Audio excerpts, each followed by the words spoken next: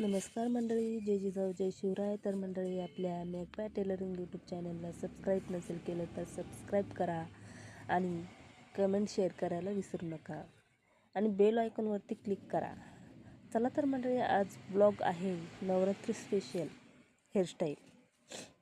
तर मंडळी, तयारी चालू आहे नवरात्रीची. रोज एक नवीन हेअरस्टाईल, अतिशय छान असा लूक देणारी